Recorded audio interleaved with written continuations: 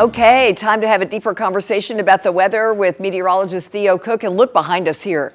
That kind of tells the story of where things stand right now. Absolutely. Cold front just sagging to our south, kind of along the I-20 corridor, which means we're continuing to funnel in some drier air. A few hours ago, we had that dry air kind of squeezing out any leftover moisture from yesterday. So that's why we saw some sprinkles, even an occasional downpour. Yeah, here and there. The only spots that have that now are really over the Smokies. So over the next couple of hours, we'll be completely dry, even starting to see the clouds thinning out very quickly. Plateau, southeast Kentucky, really starting to see the sun try to peek out. Just kind of dried up really fast. Absolutely. So that means tonight going into tomorrow going to feel very comfortable. All right. I do want to talk about the severe threat that's outside of our area. So talk about some other spots.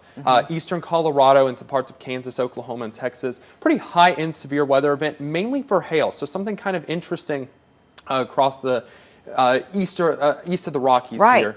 Some possible to even likely hail swaths. This is a graphic that I kind of want to show you what the graphic looks like in case something like this ever happens. And it's pretty widespread too. Absolutely. So kind of right along the I-25 corridor east of Pueblo and Colorado Springs there. So something that we'll just kind of watch and maybe see some very large hail in eastern Colorado there. For us, no hail, no severe storms whatsoever. Nice Thankful temperatures for that. though. Very, very comfortable temperatures for late June, the last week of June already, right around the 60-degree mark for the valley. But we're talking about getting as cool, Lori, as 54 in Oneida, 55 Barberville, 53 even in Sneedville. Wow, so nice time to spend outdoors this evening. Absolutely. This evening, tomorrow morning, maybe eat breakfast or drink your coffee out on the porch before you head to work. That's a plan. I do think there's a little bit of fog in the morning. That's probably the only... We're accustomed to that. Yeah, absolutely. Very foggy. One of the foggiest spots in the nation is actually here in East Tennessee. I believe it.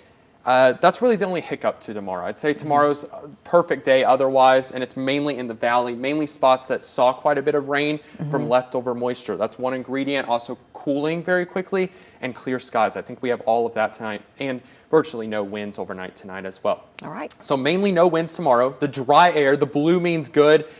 Very dry air in place. Low moisture. This is looking through the entire atmosphere. So that's what we feel, but really this graphic does paint the whole picture of the entire atmosphere. High pressure in place. That's sinking air. So that's why we're completely dry tomorrow. And I'd say we're mostly dry Thursday. Maybe a spotty shower in the higher elevations of the plateau as you start to see moisture trying to squeak back in, but it's still relatively low to medium.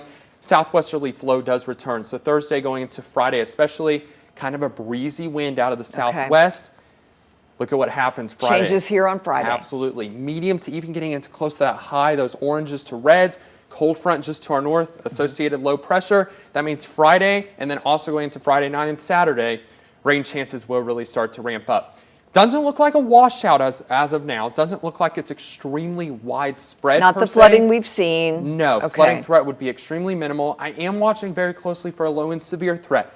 With how much moisture will be in place, we are talking about instability or storm fuel, as we like to call it, for Saturday in particular. And I'd say Saturday is the relatively wettest day, around half to maybe a little bit more than half of us. Not a good pool day. Picking up rain. Sunday, though, that would be the pick of the weekend, although I would schedule a pool or lake day because heat index values, Lori, mid-90s, maybe even some upper 90s for your Sunday. So gotta hot, be careful. Sticky, we'll call it steamy as we go into next Monday and Tuesday. Look at this. These are the heat index values. Theo. Not quite. Yeah, I don't even want to show this graphic, Lori. Heat advisory category is about 105 heat index. We're not quite there yet. Good. There's some trends that may suggest we get even hotter than that going into the later part of next week. Anything in triple digits is enough. So soak up tonight into tomorrow. All right. Very pleasant compared to the triple digit heat index. All right. Theo, thank you. Absolutely. We'll see